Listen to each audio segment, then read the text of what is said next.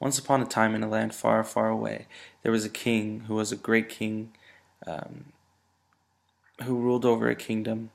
But the king had a secret. He had the most loveliest fairy that ever in the world. This fairy would only do good. She was a great fairy. She had many powers. Was able to fly. Was able to read minds. Was able uh, to to make others fly. Uh, she was a great fairy, and she did nothing but help the king make his kingdom a much better place. One day, the townspeople came barging in on the king's manor, in his room, and and yelled that townspeople have been found dead outside of the kingdom.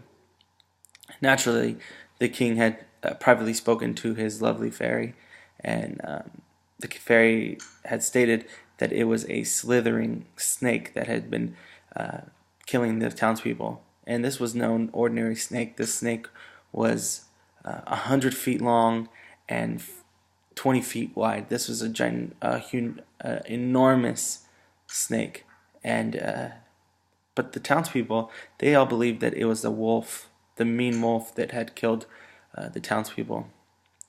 Now the king knew that it was the snake that had killed the townspeople, but he couldn't tell the townspeople that they were wrong because he had no proof other than that the loveliest fairy had told him so.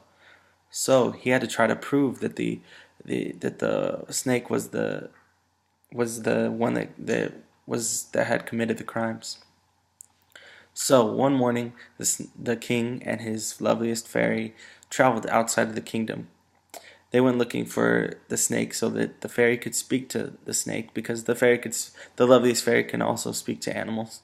So the loveliest fairy spoke to the snake, and the snake said that, yeah, I killed those townspeople. What are you going to do about it? Everybody believes that it was the wolf. The loveliest fairy replied, don't you care that the wolf will be killed? And the snake said, no, I was planning on eating the wolf anyways. So the king and the fairy run to the wolf to let him know that to show that, just to be nice to everybody, so that they'll all believe that it wasn't the wolf after all, and so they can show that it was the snake.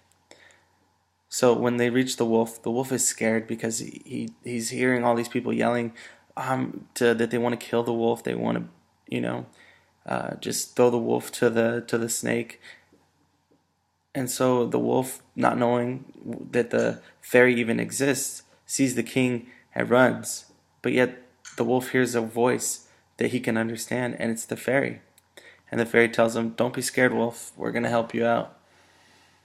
We want to help you out, and we want to make it so that the townspeople know that it was the snake that killed the slithering snake that killed the townspeople. The wolf is a very nice wolf, and he knows a few tricks as well. So naturally, they take the wolf into town. The king showing everybody that the wolf means no harm to anybody. So the wolf comes into town, and he's showing off all his tricks and stuff to the townspeople, and the townspeople fall in love.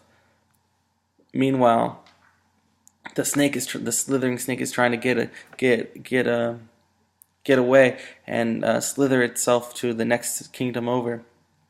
So the town is in a hurry after they believe the king that it really wasn't the wolf that killed the townspeople. So they're running, they're trying to look for the snake, and they find more people have been killed. So the wolf runs, and the wolf takes, because he's faster than all the other townspeople. He finds the snake, and the snake and the wolf get in a big old huge battle and fight, and the wolf is fighting hard, but the snake is so big, and then the wolf finally beats up the snake and kills the snake, so that the townspeople will be safe. And once the snake was found to be dead, the king was able to breathe a sigh of relief and say, well, that adventure is over now. The end.